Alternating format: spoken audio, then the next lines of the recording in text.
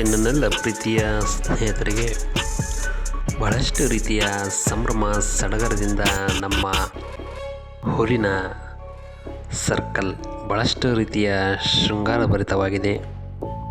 ಇದೇ 22ನೇ ತಾರೀಕು ಅಯೋಧ್ಯೆಯ ಶ್ರೀರಾಮ ಮಂದಿರದ ಉದ್ಘಾಟನಾ ಸಮಾರಂಭದ ಸಲುವಾಗಿ ಇಡೀ ಭಾರತದ ಪ್ರತಿಯೊಬ್ಬ ಹಿಂದೂಗಳು ಕಾತರದಿಂದ ಈ ದಿನಕ್ಕೆ ಕಾಯ್ದಿದ್ದಾರೆ.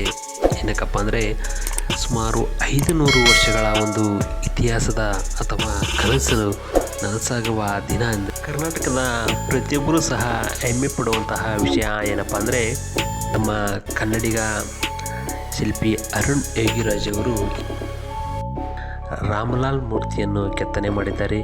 ಇದು ಸುಮಾರು 51 ಇಂಚಿನ ಬಾಲರಾಮ.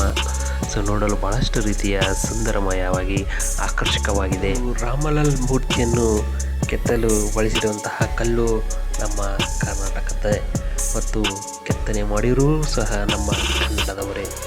ಈ ವಿಷಯಗಳು ನಮಗೆ ಬಹಳಷ್ಟು ರೀತಿಯ ಹೆಮ್ಮೆಯ ವಿಷಯ ಅಂತ ಹೇಳಬಹುದು. ಪ್ರತಿಯೊಬ್ಬರೂ ಸಹ ಬಹಳಷ್ಟು ರೀತಿಯ ಕಾತರದಿಂದ ಕಾಯುತ್ತಿರುವಂತಹ ದಿನ 22ನೇ ತಾರೀಕು ಅಯೋಧ್ಯೆಯ ಶ್ರೀರಾಮ ಮಂದಿರದ ಉದ್ಘಾಟನೆ.